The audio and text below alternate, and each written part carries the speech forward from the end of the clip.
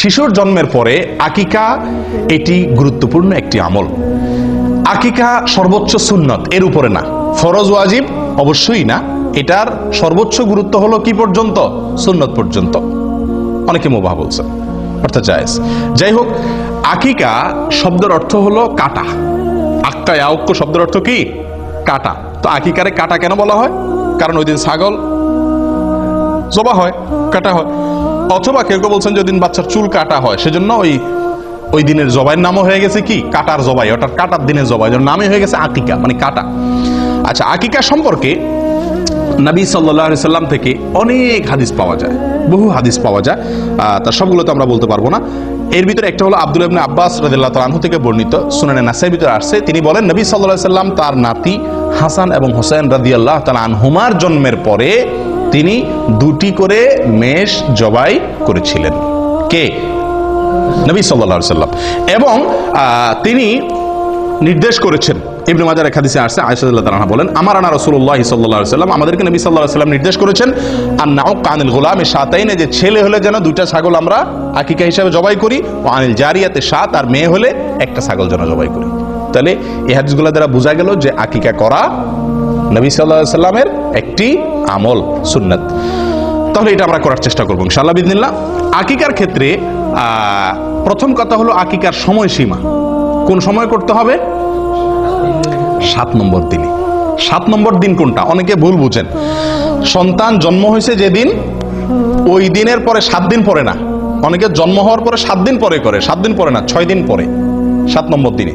আর সহজ হবে বোঝার জন্য, যেই দিনে সন্তান জন্মগ্রহণ করে, যেই বারে জন্মগ্রহণ করে, পরের সপ্তাহ তার আগের দিন। রবিবারে জন্মগ্রহণ করলো, তাহলে 7 নম্বর দিন কি বারে হবে? শনিবার হবে। সোমবার না, সোমবার তো আরো পরে হবে, শনিবার হবে। রবিবারে হলে রবি, সোম, মঙ্গল, বুধ, বৃহস্পতি, শুক্র, শনি। 7 নম্বর দিন হবে শনিবার। সোমবারে জন্মগ্রহণ করলে আকিকা হবে কি বারে? রবিবারে। শুক্রবারে জন্মগ্রহণ করলে আকিকা হবে বৃহস্পতিবারে। এ হলো আকিকার সময়, 7 নম্বর দিন। তবে বুরাইদা রাদিয়াল্লাহু তাআলা আনহু থেকে বর্ণিত এক হাদিসে আসছে, যেটি বাইহাকিতে বিশুদ্ধ সূত্রে বর্ণিত হয়েছে, যে নবী সাল্লাল্লাহু আলাইহি সাল্লাম বলেছেন, আল আকিকাতু তুযবাহু লি7 আও লি14 আও লি21। আকিকার পশু জবাই করতে হবে 7 নম্বর দিনে, অথবা অপশন আছে, দ্বিতীয় সুযোগ আছে, সেটা হলো 14 নম্বর দিনে, অথবা 3 নম্বর সুযোগ আছে 21 নম্বর দিনে। এই তিনটাই এই হাদিস দ্বারা বোঝা গেল সুন্নাত। তবে 1 নম্বরের সুন্নাত হলো, ফার্স্ট ক্লাসের সুন্নাত হলো 7 নম্বর দিনে করতে পারলে উত্তম, আর না হলে 14 বা 21 নম্বর দিনের আরো 2টা স্টেশন আছে, সেগুলো ধরতে পারেন। কিন্তু যদি এই 3 দিনের কোনো দিন আপনি করতে না পারেন, তাহলে সুযোগ আছে পরবর্তীতে যে কোনো সময় করার, কিন্তু এই 3 দিনে বা বিশেষ করে 7 নম্বর দিনে করা উত্তম। এখন একটা প্রশ্ন আসে, মেয়েদের জন্য আকিকার পশু জবাই করতে হবে 1টা, ছেলেদের জন্য হলো 2টা। কেন? এটা কিছুটা বৈষম্য মনে হয় না? বিশেষ করে আজকের নারীবাদীর যে জোয়ার চলতেছে, নারীবাদের জোয়ারে তো এটা বড় প্রশ্ন। ছেলে হয়েছে দেখে কি খুশি দেখা ইসলাম 2টা করতে বলছে, মেয়েদের বেলা 1টা কেন? হ্যাঁ, একজন মুসলিমের সবচেয়ে বড় উত্তর হলো, এক্ষেত্রে আমরা নবী সাল্লাল্লাহু আলাইহি সাল্লাম এর অনুসরণ করার জন্য আল্লাহ নির্দেশ করেছেন। উনি বলেছেন, সেটা আমান্না সাল্লাম না, আমরা মেনে নিয়েছি। যুক্তি খুঁজে আমল করা, এটার নাম কি নয়? ইসলাম নয়। যারা যুক্তি ছাড়া আমল করে না, বিশ্বাস করে না, তারা মুসলিম না। তারা কি না? যুক্তি ছাড়া বুঝে না। তার আগে যুক্তি দিতে হবে তারে, প্রত্যেকটা কাজ তারপরে সেই করবে। তাহলে এটারে কি বলে না? ইসলাম গ্রহণ বলে না। পৃথিবীতে যখন মানুষ জাহান্নামে যাবে, তখন সবাই ইমানদার হয়ে যাবে। জাহান্নামে যাওয়ার আগে কি হয়ে যাবে? ইমানদার হয়ে। একটা মজার কথা আছে, রসিকতা করে, ধাঁধা আর কি, যে কোন বেঈমান জাহান্নামে যাবে না। কোন বেঈমান জাহান্নামে যাবে না মানে কি? কোন কাফের কি যাবে না জাহান্নামে? একটি কাফেরও জাহান্নামে যাবে না মানে কি? কাফের জাহান্নামে যাবে না মানে? তাহলে কে যাবে জাহান্নামে? জান্নাতে ইমানদার জাহান্নামে যাবে। যখন সে জাহান্নামে যাবে, তখন আর কেউ কাফের থাকবে না। থাকবে? সে তো জাহান্নাম দেখার পরে সব কিছু বিশ্বাস করবে না? এই দেখার পরে, বুঝার পরে এখন সে বিশ্বাস করলে এটার মূল্য আর নাই। তো এর মানে হলো যে কাফের জাহান্নামে যাবে না। জাহান্নামে যখন যাবে তখন ঈমান আসবে, কিন্তু সেই ঈমানের ভ্যালিডিটি আল্লাহ সুবহানাহু ওয়া তাআলার কাছে আর নাই বা থাকবে না। যাই হোক, তাহলে যেটা বলছিলাম, আকিকার ক্ষেত্রে কেন মেয়েদের ক্ষেত্রে একটা, ওই যে নবী সাল্লাল্লাহু আলাইহি ওয়াসাল্লাম বলছেন, সেজন্য আমার কোনো যুক্তি আর প্রয়োজন নাই। কিন্তু এর বাইরে বহু যুক্তি আছে। দেখুন, ইহুদিরা মদিনাতে, ইহুদিদের বসবাস ছিল, তাদের প্রভাব ছিল মদিনার সমাজে। ইহুদিরা মেয়ে হলে কোনো আকিকাই করতো না। আকিকা এটা আগে থেকে চালু ছিল। তারা ছেলে হলে আকিকা করতো, মেয়ে হলে কোনো আকিকা করতো না। কারণ মেয়ে হলে তো সবাই কি এমনি তাদের মেজাজ গরম, জবাই জীবন্ত কবর দিতে পারলে বাঁচে, আবার আকিকা মেয়ে হলে, যাই হোক এটা মুশরিকদের ভিতরে বেশি ছিল যদিও, কিন্তু ইহুদিরা মেয়ে হলে আকিকা দিত না। নবী সাল্লাল্লাহু আলাইহি ওয়াসাল্লাম একটা দিতে বলেছেন। এর অনেক কারণ আছে, যৌক্তিক কারণ আছে। সবচেয়ে বড় কারণ হলো নবী সাল্লাল্লাহু আলাইহি ওয়াসাল্লামের নির্দেশ। বাস অনেক উলামা ইকরাম এর একটা কারণ উল্লেখ করেন যে আকিকার ব্যাপারে এক হাদিসে আসছে, আল আকিকাতু আল গুলামু মুরতাহানুন বিআকিকাতিহি, যে কোনো শিশুর জন্মের পরে তার আকিকার বিনিময়ে সে বন্ধক থাকে আল্লাহর কাছে। বন্ধক থাকে, বন্ধক বুঝেন আপনারা? কোন জিনিস কারোর কাছে বন্ধক রাখার মানে কি? টাকা দিয়ে সেই জিনিসটা আমি কি করতে পারবো? ছাড়াতে পারবো। না ছাড়াইলে ততক্ষণ পর্যন্ত ওইটা আমার হবে না। সন্তান বন্ধক থাকে জন্মের পরে, আকিকা দিলে বন্ধক ছুটে। মানে কি? কি বন্ধক থাকে? এর ব্যাখ্যা কি? এর ব্যাখ্যা সম্পর্কে অনেক কথাই আছে, মুহাদ্দিসিন ইকরাম বলেছেন। হাদিসে স্পষ্ট কিছু বলা হয় না। কেউ কেউ বলেছেন এর মানে হলো এই শিশু কিয়ামতের দিন তার বাবার জন্য সুপারিশ করবে না যদি বাপে আকিকা না করে। আকিকা করলো, বন্ধক ছুটে গেছে, এবার সুপারিশ করবে। কেউ কেউ বলেছেন এর মানে হলো আল্লাহ তাআলা একে শয়তান থেকে সুরক্ষিত করা, দুনিয়াতে বিপদ আপদ থেকে রক্ষা করা, এই জিনিসগুলো মানে লক থাকে। আকিকা করলো, লক খুলে গেল। কথা বুঝে আসছে? তো ছেলেদের জীবনে নিরাপত্তার ঝুঁকি সবচাইতে বেশি মেয়েদের তুলনাতে, এবং ডাক্তাররা বলেন যে পুরুষদের শরীরে রোগ প্রতিরোধ ক্ষমতা মেয়েদের তুলনাতে কম থাকে, আর মেয়েদের শরীরে রোগ প্রতিরোধ ক্ষমতা একটু বেশি থাকে। আল্লাহ সৃষ্টি করছেন এভাবে। এই জন্য ডোজ, আকিকায় যদি আমি ডোজ হিসাবে নেই তার নিরাপত্তার জন্য, তার সুস্থতার জন্য, তাহলে এক্ষেত্রে ছেলের জন্য ডবল ডোজ, কারণ তার শরীরের ভিতর রোগ প্রতিরোধ ক্ষমতা কম। আর মেয়ের জন্য সিঙ্গেল ডোজ, কারণ তার শরীরের রোগ প্রতিরোধ ক্ষমতা বেশি। শুধু তাই নয়, মেয়ে এবং ছেলে এদের উভয়ের মধ্যে আমরা যদি দেখি জীবনের রিস্ক কার বেশি? ছেলেদের বেশি। রাস্তায় যাইতে হয়, গাড়িতে যাইতে হয়, অ্যাক্সিডেন্টের সম্ভাবনা থাকে, বিপদ আপদের সম্ভাবনা মেয়েদের থেকে ছেলেদের মধ্যে বেশি থাকে। অ্যাক্সিডেন্টে, একটা অ্যাক্সিডেন্টে যদি 10টা মানুষ মারা যায়, বেশিরভাগ ছেলেই মারা যায়, তাই না? তো তাদের জন্য নিরাপত্তা রক্ষার এই টিকা বা ডোজ ডবল আল্লাহ তাআলা রাখছে। এটা একটা যুক্তি, কিন্তু এটা সঠিক হওয়া কোনো জরুরি না। এরকম অনেক যুক্তি দেওয়া যেতে পারে। সবচেয়ে বড় যুক্তি হলো আল্লাহ এবং তার রাসূলের নির্দেশ। ব্যাস, মেয়ে হলে একটা, ছেলে হলে দুইটা। তবে এক হাদিসে আসছে ছেলেদের জন্য দুইটা যে ছাগল আপনি জবাই করবেন, সে দুইটা কি হইতে হবে? সমান সমান হওয়া উচিত। না হলে হয়ে যাবে, কিন্তু উচিত হলো সমান সমান হওয়া, কাছাকাছি হওয়া। মানে দেখতে একেবারে একটা আসমান আর জমিন যেন তফাৎ না হয়ে যায়। আমরা অনেকেই একটা গরু দেই, একটা ছাগল দেই, তাই না? তারা এই হাদিসের খেলাফ আমল হয়ে যায়।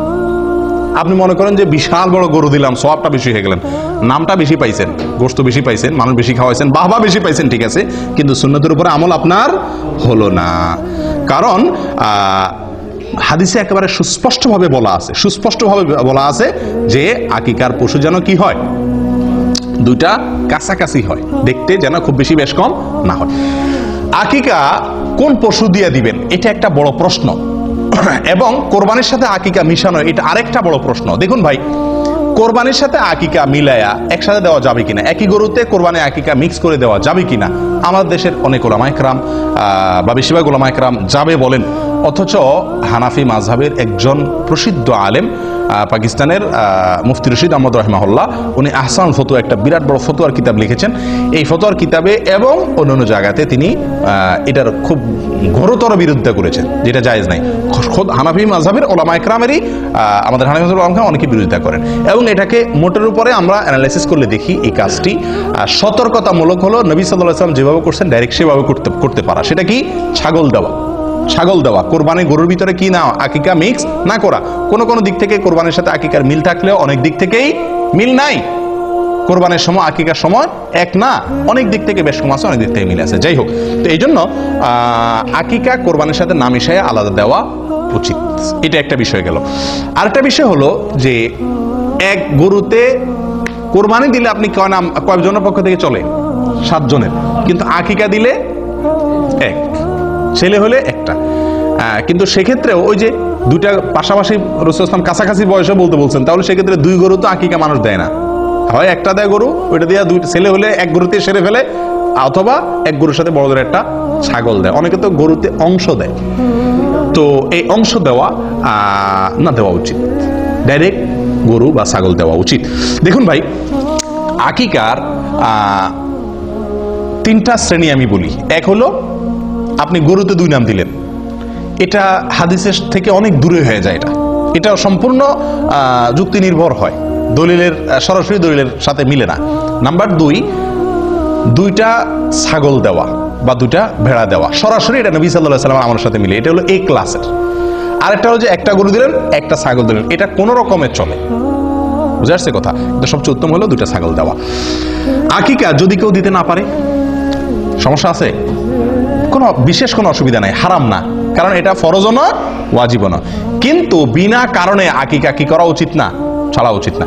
আমাদের সমাজে অনেক লোক আকিকা দেয় না, অথবা বাপ হইছেন, ছেলের বাপ হইছেন, একটা ছাগল বলে যে সে একটা ছাগলের টাকা আছে আমার কাছে, সমস্যা আছে?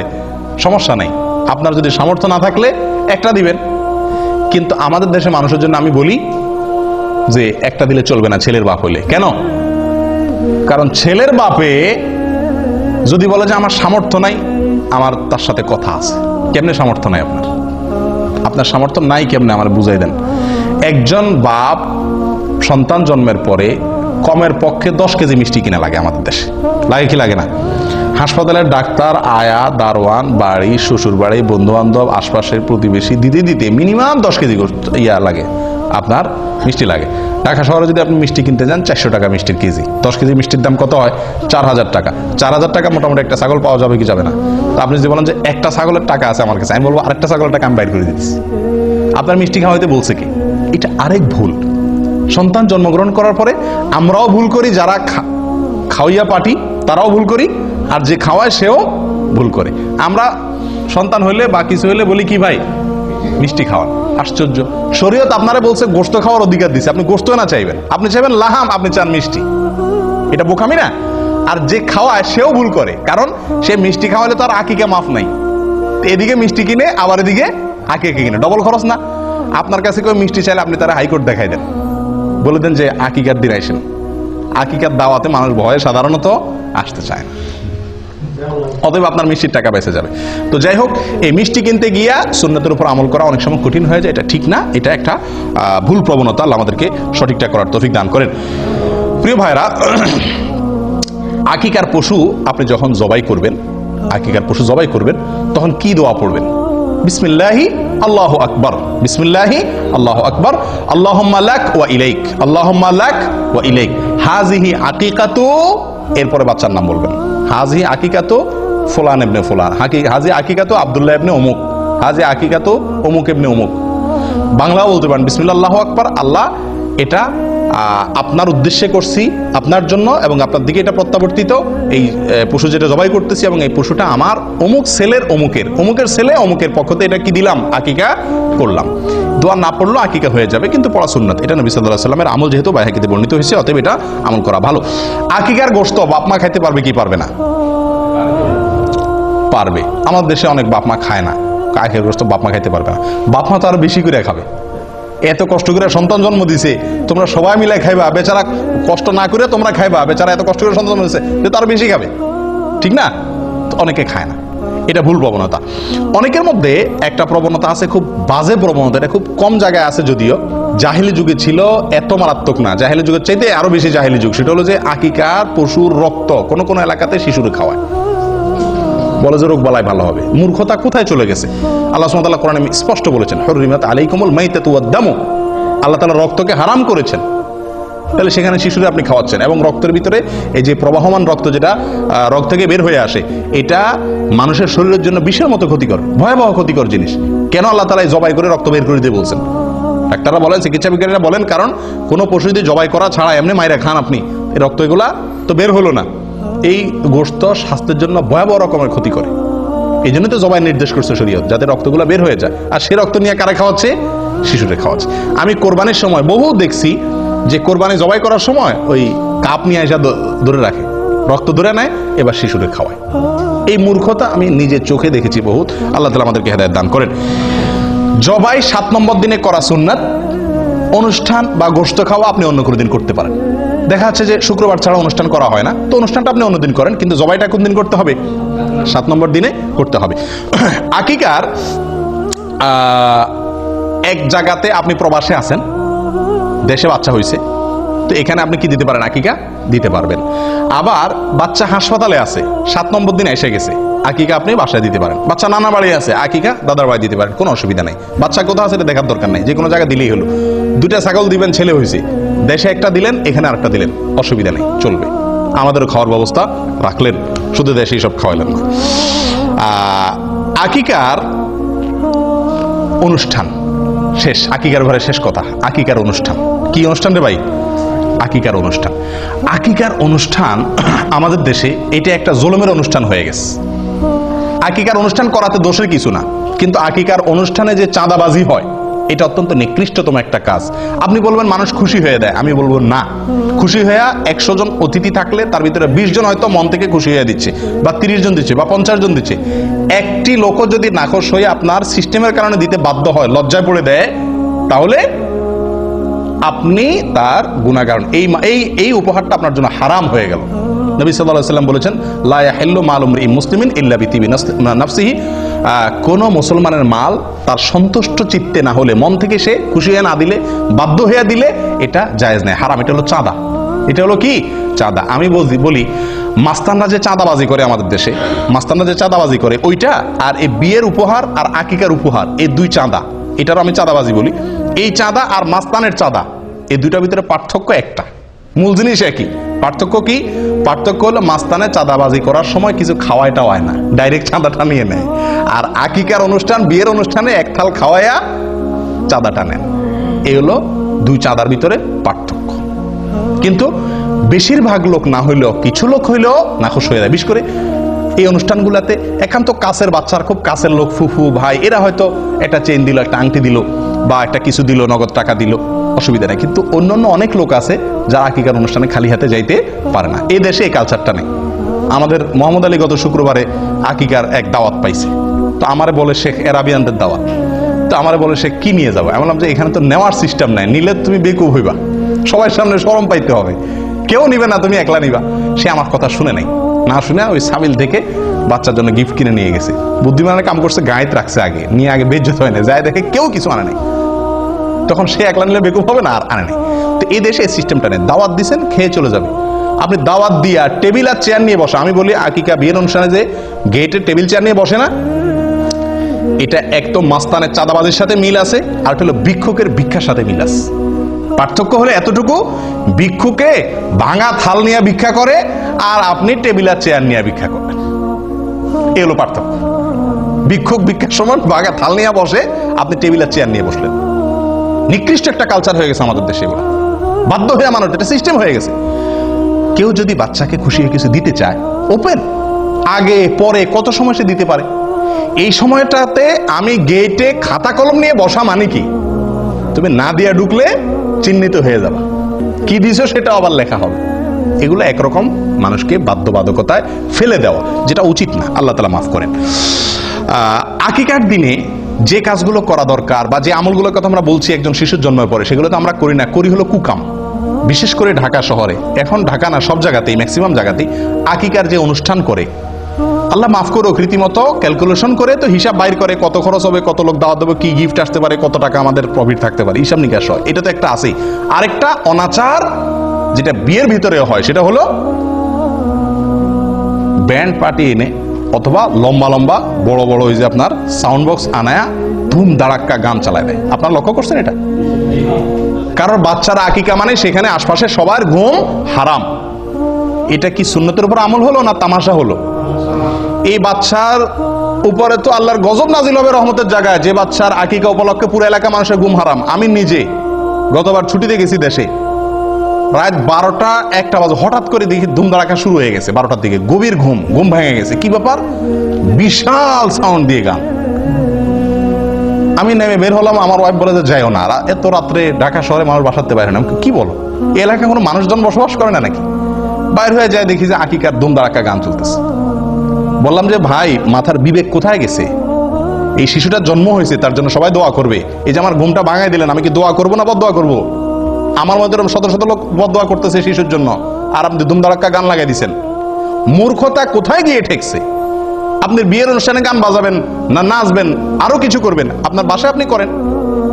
আপনি সাউন্ড বক্স দিয়ে পুরো এলাকা মানুষের কষ্ট দিচ্ছেন। শিশুর কষ্ট হচ্ছে, অসুস্থ লোকের কষ্ট হচ্ছে, ঘুমন্ত মানুষের কষ্ট হচ্ছে, অনেকের ডিউটি আছে সকালে, অনেকের পরীক্ষা আছে সকালে, সারা রাত। এবং বিশেষ করে ঢাকা শহরের এই কালচার একেবারে পুরো ঢাকা শহরে আছে। আমরা মূর্খ, এখনো কত লেভেলের নিচু লেভেলের মূর্খ রয়েছি যে রাতভর আমি পুরো এলাকা মানুষকে বাধ্যতামূলক গান শুনে, কেউ কিছু বলারও অধিকার নাই, সাহস নাই, ক্ষমতা নাই। মূর্খতা কোথায় চলে গেছে? তো আকিকার অনুষ্ঠানকে এটা বেবরকতি করে, কল্যাণ নষ্ট করে এই সমস্ত গান বাজনার কারণে। আল্লাহ হেফাজত করেন।